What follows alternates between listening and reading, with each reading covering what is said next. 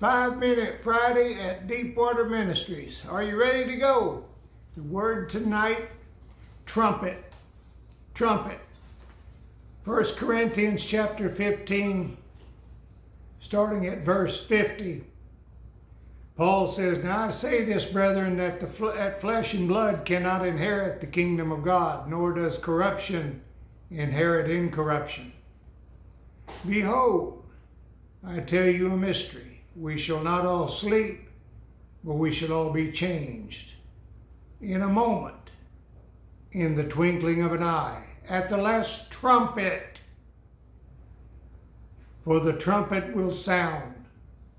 The dead will be raised, incorruptible, and we shall be changed. For this corruptible, this body that we have, must put on incorruption, and this mortal must put on immortality.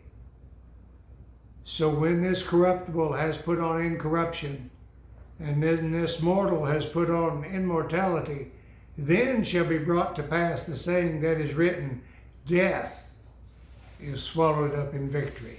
All talking about the rapture of the church, all talking about getting us out of here. But there's a warning sign or an alert goes out like we get for storms and horns that go off for storms, and TV comes on, beep, beep, beep, storm warning and all this stuff. But the trumpet that I'm talking about is mentioned several times in the Bible. This instrument was used by the priests during the services of sacrifice, especially to signal the Day of Atonement, Leviticus 25, verse 9. It was also used to rally the troops on the battlefield, such as Joshua chapter 6, verse 4.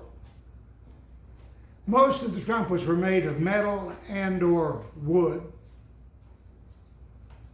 not quite 2 feet long. Some trumpets were made from the horn of an animal. And the word horn is used for this instrument in some English translations. Other words, I should say, used for horn or trumpet include cornet and bugle, but it all comes out the same way. But there's one distinctive type of trumpet or horn used by the Hebrew people, and that was the ram's horn, also known by the Hebrew name, the shofar. The shofar was the greatest of the Jewish ritual instruments. Eventually, I should say the shofar was the greatest of the Jewish ritual instruments, and it was eventually nailed down to be made from a mountain goat's horn. Well, what does a mountain goat's horn look like? Glad you asked. I just happen to have one. There is a trumpet from the Bible. There is a shofar from the Bible. You mean it's that old? No, it's not that old, but this is what they look like. Something similar to this.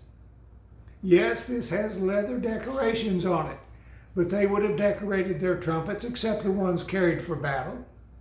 The priests would have decorated theirs. They would have always been held in the highest of esteem. And this was used to signal or assemble the army,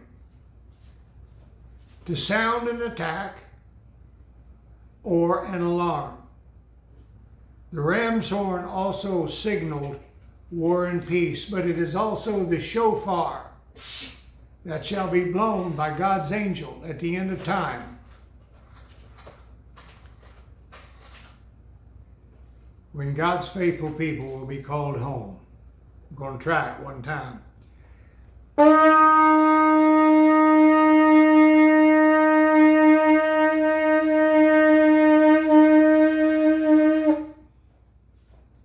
Not too bad for no hillbilly playing a ram's horn.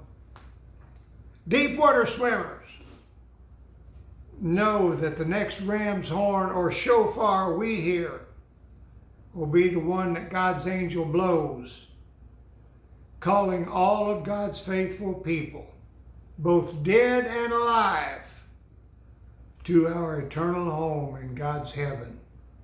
And there we might live forever, forever, and forever.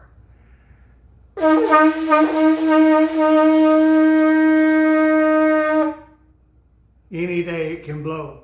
So be listening for the trumpet. Be listening for the shofar.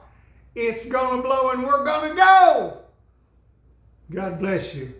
Have a blessed week. That's trumpet. That's the shofar. God bless.